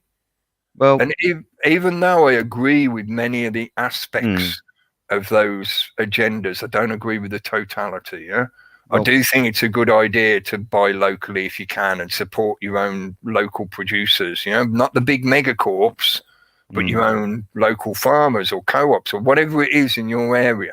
If you can buy things locally, do so. But they're trying to force it on the public, and then they'll use a narrative saying, well, you coped without having your holiday, so you can cope with this just for the summer, can't you? And then in next year, they'll be saying, well, you coped without it last year, so we better not introduce it. We'll cut down on the shipping traffic. Yeah, rationing it out. It reminds me of how long the rationing went on after the Second World War in this country. Exactly. For 10 years, it went on after the war had ended. Yeah, they still were rationing because people had just had to get used to that. That was it. They weren't going to change it. They could have easily maybe imported things in and changed, stopped that, but they carried it on. In my thinking, I've got a few other little sort of dots that or grains of sand on the scale that leads me towards saying this is a concocted situation. The protests that were happening in Bristol over the last couple of weeks, we talked about this the other night. When I first saw the videos of them, I thought, that don't really look genuine. That looks like engineered activity deliberately to give the police an excuse, blah blah blah. And I think I pointed out that the majority of them were wearing masks, and they didn't look like they were there with anything to do with the COVID narrative. The whole protest was about the Kill the Bill, which is a bill that's going to stop protesting. The oxymoron of this whole situation. It's like they tell you they're going to introduce a bill to stop you protesting, so you protest violently, which means they have even more reason to introduce that bill. You fucking utter morons. That's the cognitive ability, or it's people paid who don't give a fuck because they're too selfish to care. They're paid to just be a crisis actor kind of thing, but whatever. It's geared around supposedly the Kill the Bill. It's been presented to some of the demographic of the public as being representative of anti-lockdown protests, which is disingenuous to say the least. But also, a lot of the people and a lot of the groups involved in those protests have connections back to NGOs and organizations linked into the Agenda 21 2030 narrative. So in my thinking is I'm sitting there thinking, again, just after equinox, we're fully in spring, you got this evergreen ship that's owned by a company called Ever Given, the ever giving, the infinity of the natural world, the mother Gaia, that we've got to protect the planet because the dirty humans are killing it kind of ideology. And then you've got these protests beginning to happen that will push a narrative of shutting down all protests, which obviously would include anti-lockdown protests. But the core of those protests will transition to a green agenda narrative. This summer, this is why I call it the summer of green, because I think we're going to experience this summer, over the course of this summer, a steady attempt to steadily transition from the justification of the COVID narrative to the justification of the green agenda. Again, reference what Press Reset was mentioning in his video earlier today. When you look at some of those NGO and corporate links, they go back to people like John Podesta. Remember the 14 on his hand. Mm-hmm. Yeah, the image of him with his gnarly hand and the 14 written on it, and that's the reference to the oceans, the ocean, the water, the age of Noah, the waves, to wash away the old world so they can build the new on top of the rubble. And washing away the old world includes those people who won't accept the new abnormal. I know that sounds a bit dark and doomy, but that's the sort of, base level that they're operating on. That doesn't mean, the surface level of what you encounter or what you are going to experience is going to get that bad. So I still think we're at a point where the bottom curve of their worst activity has been reached when you account for the fact that they're already doing various things, eugenics, like I've ranted about a lot recently. If you're wondering, if you're only looking at the YouTube channel, if you're wondering where last week's episode is, episode 24, check it out on my Odyssey channel. That's odyssey.com. Just look up my name, you'll find the channel. Episode 24 is on there, and it got removed from YouTube for medical misinformation. And I think there's possibly two reasons for that. One could have been one or two of the videos I played during the broadcast. The other thing could have been the fact that I was saying very directly certain points about this whole situation, that as far as the YouTube terms and condition goes, that's under their medical misinformation characteristics. They could remove it for that kind of reason. But yeah, the John Podesta thing, the waves, the oceans. Yeah, and remember, they've actually been forced to admit that the sheer number of masks, face masks, surgical masks, that are now waste product, either going to landfill or ending up in other places, like in the ocean. They forced everybody to stop using plastic straws, because of the plastic in the ocean. They made you all have, paper bags, or you had to get yourself a reusable bag, which is something I've done for donkey's years anyway. But now they forced it on the public to stop them using plastic bags, shopping bags. And in the same manner, now they've just got everybody to swap to buying paper masks. And now the paper masks are becoming your, toxic waste. And there again is another justification for the green agenda bullshit that they're going to be pushing. Where are most of those masks made? In China. Oh, funny now, isn't it? Similar to most of the kits, the test kits are made in China. And another shout out to Hugo Talks covered it, and Last American Vagabond covered it. But you won't find Last American Vagabonds on YouTube anymore. YouTube squished him, but he's on Odyssey and other platforms. And if you check out one of his recent videos, he did, I think it's about 2 hours, one of his news podcasts, and he covered some of the questions around the substances that are used to sanitize the test kits during production. And I'm not going to use the actual name of it in case it's on a blacklist in YouTube's algorithm, because so far I haven't seen anyone post this on YouTube successfully. I've seen it on the other platforms, but I've not seen any video content on YouTube naming this thing. So I think they are doing a kind of blackout on it.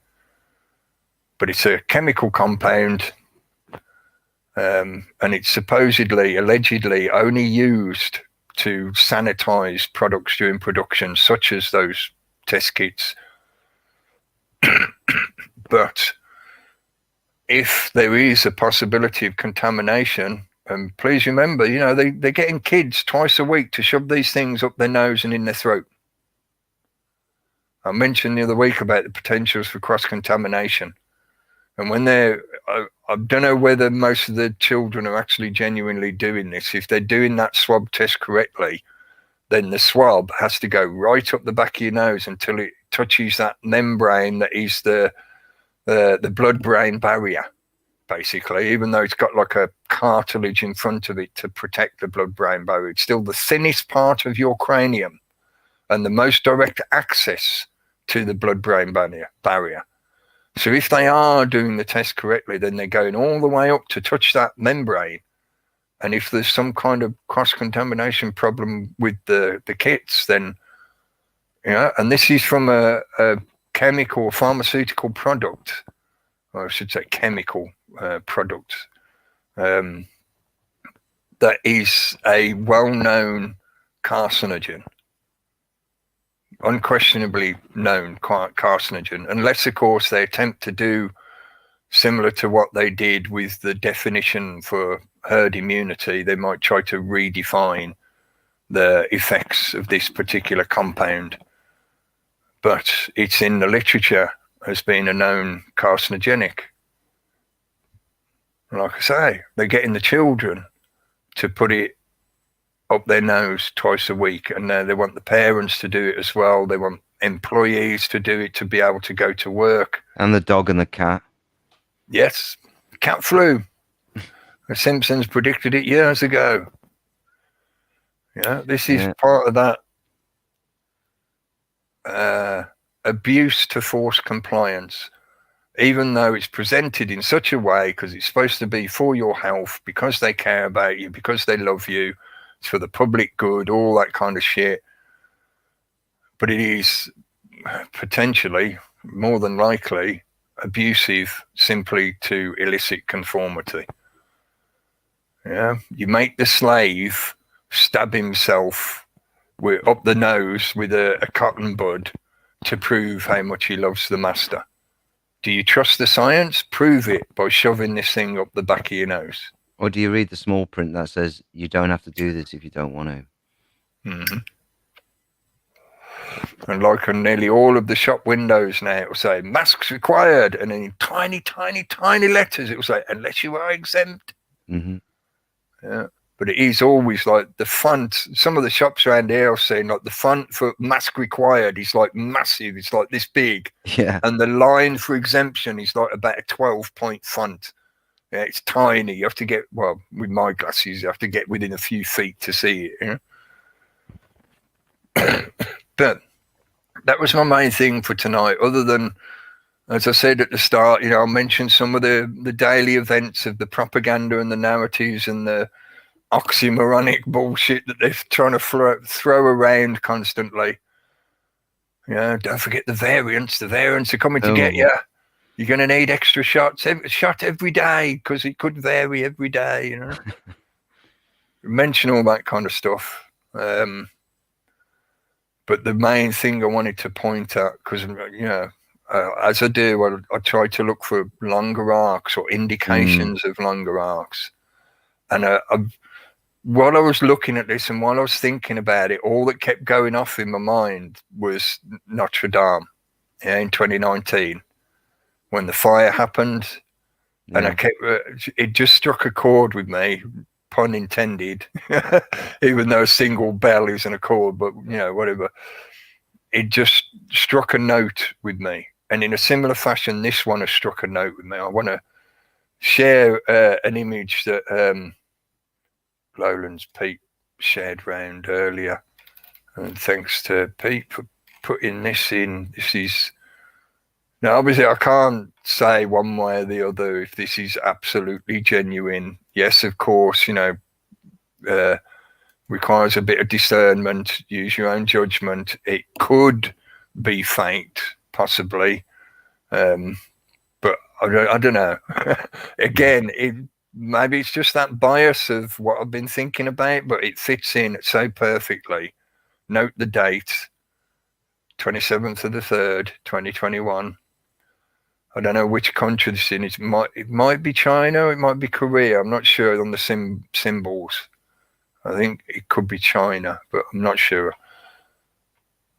Why it says 2014 down there?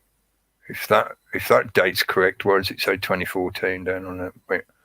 But you see what I mean. I can't speak 100% for the veracity of the image, but it makes a very similar reference point.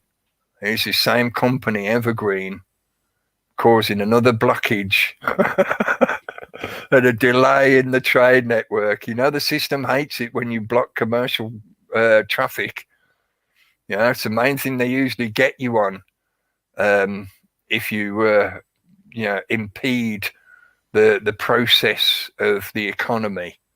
You know, most of the judicial system is geared around allowing for the flow of what we would call economy. It's about exchange of energy, but that includes goods. You know, produced goods are like a portion of energy.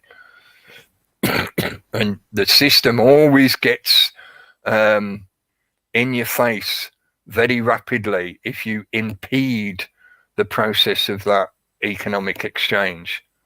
So, as was proven multiple times in the past in different countries, if you have something like the farmers' strike or the fuel protests, where they were blocking people's access to the fuel stations, so therefore, you know, economic trade ceased to happen. Same with the farmers' protests. They block that traffic of goods. Therefore, they're impeding the economic exchange. The system hates that. It's one of the main ways of sticking it to the man is impede commerce, because they intrinsically rely on it. It's one of their foundations of how they build their power. You know, they've gathered as many marbles as they can. They've got a lot more marbles than you, so therefore they're more powerful Yeah. than you are. And it was all part of the Greta thing as well, building into that. Mhm. You know, this the massive world stage she had. So that, yeah, I think that's certainly something, because, like I say, that was something you know, when that was mentioned back in, was it summertime, after you had 3 months of lockdown or whatever, Mhm. and then all those stories coming out about how clean everything was, and you thought, hang on a second, you know, they could definitely use this one to, Evergreen. to keep everything Yeah. nice and fresh. So you can't do this anymore, you can't do that anymore. Yeah. And, you know, like I say, planting seeds with Greta and that agenda of climate anyway for decades now. You know, how we're so pollutant. We're the problem. Like I Yeah. say, they give us the plastic they packaged the plastic, they made the plastic, made profit from the plastic, and then dumped all the plastic on us. And what did we do with it? Well, we, you know, there you go. It's And a dark agenda, and people need to one of wake up to this shit. Yeah, go on. well, just to sort of end that food chain kind of effect, one of the consequences is there's now so much plastic in our environment that we're all ingesting plastic. So, considering plastic is a known carcinogen, we're all ingesting carcinogenic products on a daily basis. You know, maybe I shouldn't say all, but the vast majority of us are, because we're subject to the usual food supply chain, and that food supply chain is infected with plastics that come from the environment. And of course, people wearing those masks, because even though they're called paper masks, they're a composite, paper and plastic. Yeah, so are you inhaling microplastics from that? I know other people have addressed that question. I'm asking it as a question simply so that you know, I can use that as plausible deniability for YouTube. It's a question. I'm not giving anybody any answer one way or the other.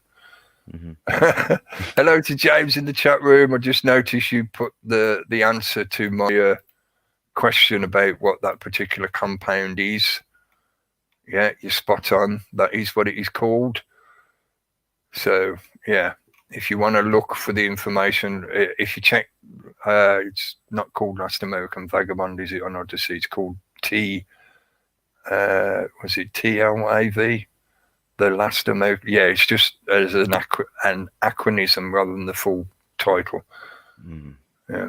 And Hugo Talks has covered it as well, as I think I mentioned. Just I'm not missing anyone out. They're the people I've seen covering it anyway. Hello, Jimmy Jenks. Thanks for joining in the chat. And Dottie, hello. James, the chat ninja. And Alan McVicker, hello, mate. Hope you're well. I'm going to try just having a quick scroll, just in case if there's others I've missed. Try not to drag my S's out too much. Krishna, hello. Hope you're well. I think I've mentioned all the rest of you as far as I can see. Apple Charlotte, hello. Always kissing Krishna. I'm starting to wonder. I thought you was already in a relationship. You're always sending kisses to Krishna.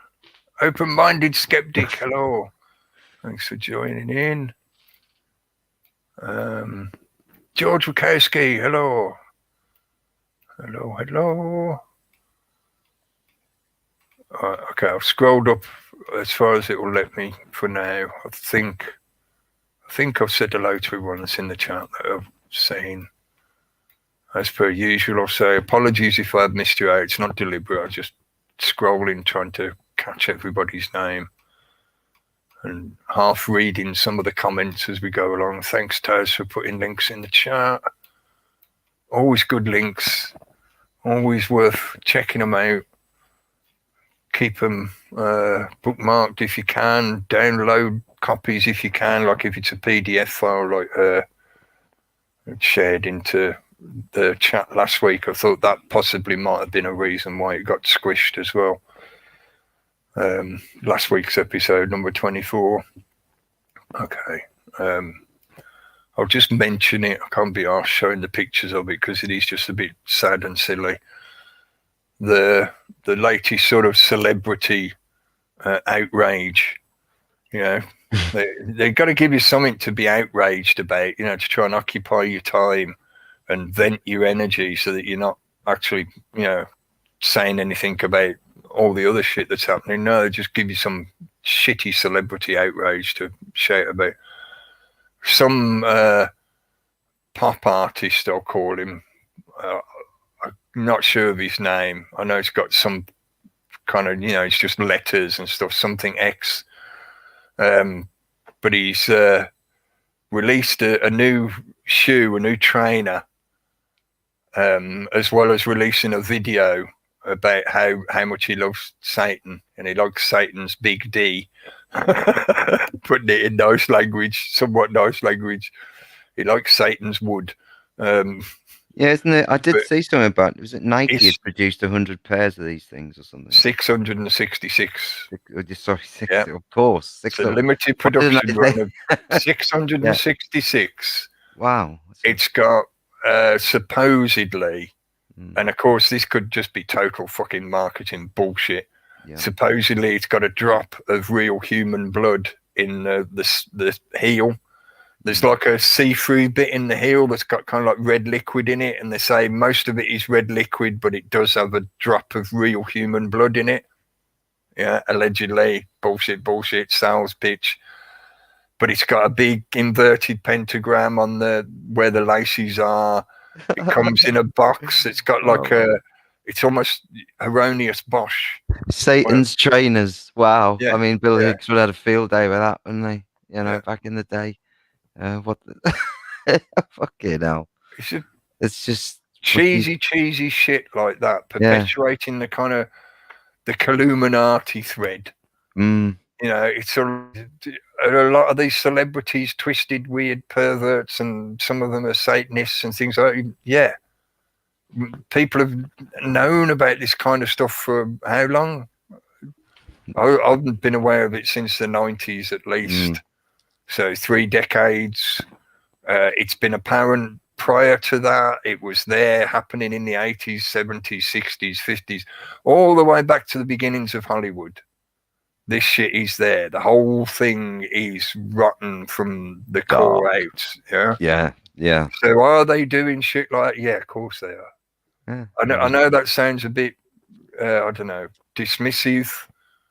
I think we should be concerned about it in the sense of how it affects people culturally, especially younger generations being influenced by that kind of thinking, that kind of ideological concept that is being given to them as just being commercial pop entertainment. It's like, no, it's not. That's insidiously burying its way into your mind such that it will affect the way you act in life, and that will lead to that technocratic dystopia. Yeah, they are promoting that kind of I don't want to use the S word simply because I think that is part of the misdirection and deception. Yeah, the Well, look what Lord they of did to us. deception. We had the glam rock in the 70s. They had glamorized paedophiles then. Yeah. And now they just go, fuck it, Satan, off you go, you know? It's, I think I prefer the phrase anti-life. Mm, Yeah, it's the anti-life ideology. In some religions, it's given a certain name. In other religions, it has a different label, but they're all representing the same thing. It is that which is against creation. mm, So they don't give a shit. I've described it before as because they rely on the foundational seeming power of entropy. Yes, like sorcery, entropy can give you big rewards. Yeah, you can get a lot of power back by utilizing entropy. Entropy, if you think of it in the sense of like destruction, yeah, use the principles of destruction. You erode things to allow other things to grow in its place. And those other things, if you can mold how it grows, then that thing becomes yours. So yeah. the bigger the thing you can grow, the more powerful you are because you have this thing at your command. Yeah. So the whole transition of the supposed washing away of the old world, it never was the old world. It's always been the same world. They just give us this kind of time-based manipulative perception. The washing away of the old world so that the new world can be built in its place. That's using the power of entropy. Right. Yeah. So because they're fixated on that entropic principle, they inevitably cause their own destruction, but they don't care because they see a benefit in the short term. They think everything is just purely physical. Therefore, once you're dead and gone, it doesn't matter. So you might as well just enjoy everything now, the sensation of being here. And a group of like parents who are in fear, so protect the children from it. But to such a degree, we create these, you know, the very problems. Yeah. Problems. Yeah. But that is that's why I prefer to describe it as anti-life. Because what we describe as life is the process of creation, and they are ideologically and fundamentally, realistically, the way the reality works, they are opposed. Yeah, creation, entropy. Entropy is the gradual degradation of anything that has just been created. So they rely on entropy, which is why creativity and creation is so abhorrent to them. They can't stand it because you're creating something that they have no power over. And love is part of what we define as creation. The very word creation includes things such as love. The concept of love includes that creative element. So, which is the opposite of fear. So, yes. And it's why in my little phrase in my list of fucking quotes and whatever that I put under every video, that thing I wrote down years ago, love more than you consume. Just trying to get across to people, trying to help people to think about that fact of love is creativity. Love is a creative thing. Consuming is the act of entropy. Love more than you consume. If all you love is the things that give you physical sensation, then you're stuck in that anti-life perspective of entropy. It's empty. There's nothing there. Yes. Yeah. You're guaranteed you're already on a slide to nothingness because you're on that entropic principle. If you think reality is just about sating your sensations, consumption, then you're already on that slide down to nothing. Yeah. Anyway, that's it. I was going to say, waiting for the containers to get through, you know. I did with donuts, man. I'm not having that insertion unless they promise to give me the Krispy Kreme donuts. Yeah. What's in the Krispy Kreme, I wonder? Does it contain some of that newfangled, not really dairy products that can have vaccine? I've said the word now. Can have pharmaceutical additions included into it so that you can ingest it directly? Maybe. It's artificial. I don't know. I'm speculating here, but there's certainly there is now the technological possibility for them to make that commercially viable. as we spoke about on the Ice Cream Social, as Camille has pointed out for quite a while now, they're openly stating in their little business meetings and their sales pitches that yes, they do have the ability to commercially produce food products that has pharmaceutical additions included in the ingredients, such that you would ingest it, you wouldn't even be aware that you're eating any kind of pharmaceutical, any medicine or whatever. You don't know you're taking it, it's just in the food. Wow. Yeah. So is it cream in the Krispy Kreme donuts? No. It's never not was. a dairy product, is it? Never was. Yeah. No, awful. And I never did get round to playing music. Yeah, you did say you're going to play some tunes, yeah, but never mind. It's the same as always. I'm trying to explain things that I think, you know, need a fair amount of explanation to try and get the concept across. That was good, really good to, you know, tonight. It ends up taking up most of my time with just me waffling. But yeah, hopefully that made sense. The evergreen symbol, it was a great big symbol of that current ideological narrative that is founded in the documents that are Agenda 2030, Agenda 21, Agenda 2030. The two have been put together now for a few years, so it's basically one and the same thing. But Agenda 21 was what it used to be called, and then they added these additional points and it became Agenda 2030. So you can find that documentation online. You can go to the UN's own websites and look up things like the Sustainable Development Goals and things like that. This is not conspiracy theory. This is not theoretical. Yeah. Hopefully we're starting to get past that. Hopefully the next couple of years it will become plainly obvious to people. And the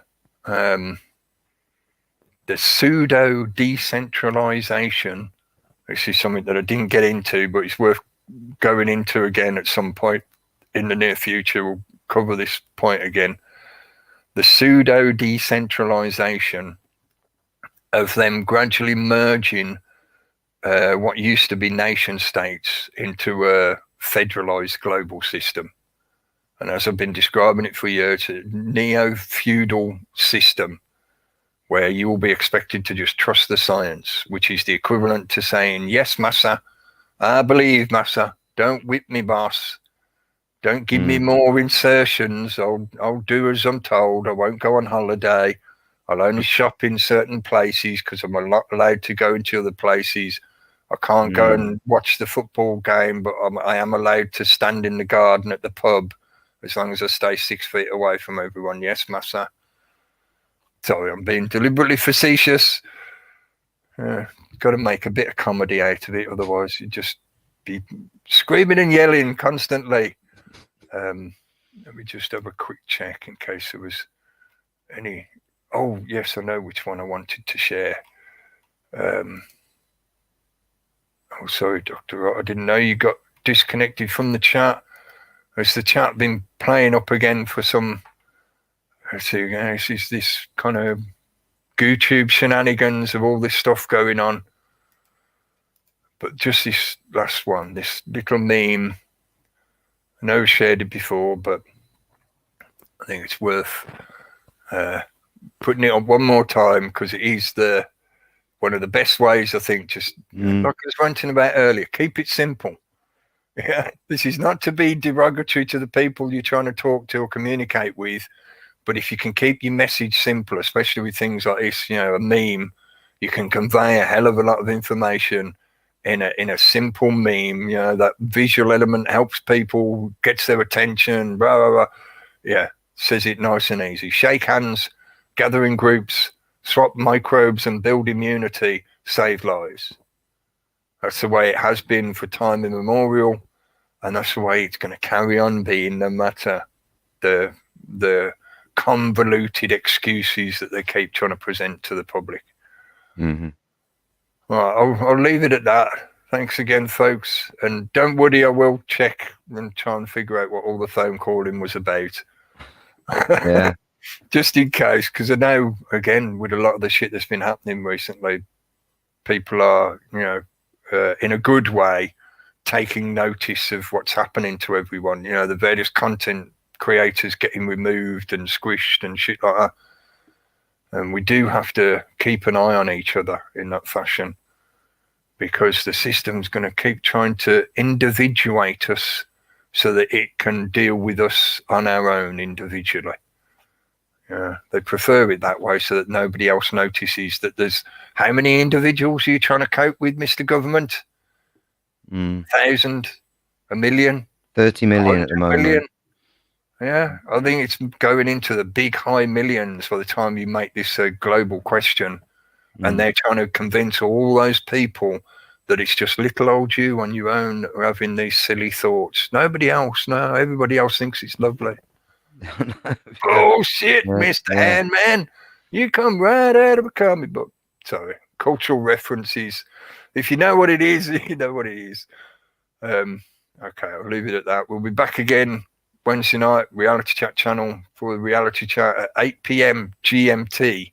So if you got that hour difference, check what the time will be in your own time zone, please.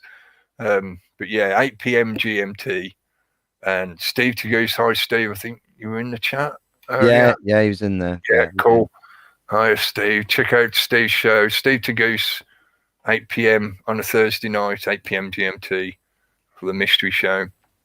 And Benno, also known as Dr. Rock, on now try and remember the name. Remember the name of his website to find his show. Let me just Truth World. Posttruthworld.net, isn't it? Yeah, I think so. That's the main thing I want to check. If I can find it, there it is. Yes, posttruthworld.net. And he's usually broadcasting on a Thursday night on there, and on a Saturday I think he's playing music and stuff if you want some decent tunes to listen to. Oh, thanks, Taz. Yeah, just put it in the chat box. And there's a continual stream of shows on there as well, I think, throughout the week as well. Right, cool. Things as well. And one last shout out to Jason. I'm pretty sure I saw the Raconteurs News Avatar. I was trying to put those 3 words together. Can't even count now. Raconteurs News Avatar. Go past in the chat. I can't find it again now. But if that was you, mate, hello. Hopefully you're feeling better. Yeah. We will see you all again soon. Man of Small, hello. Just seen you in the chat. And Matt Malevolence, hello, mate. Thanks for joining in. But we are now concluding. Thanks again for giving us your attention for a couple of hours, folks. We'll see you again soon. Thanks, on Cookie. thinking. Cheers. Thanks for joining in, right? Getting better in that there Wales. You're allowed out now. Freedom Day. Just don't cross the border. Yeah. Well, we'll click the button on your Freedom Day. Catches. Oh, Dan Conzio, hello. Goodbye. Clicking the button.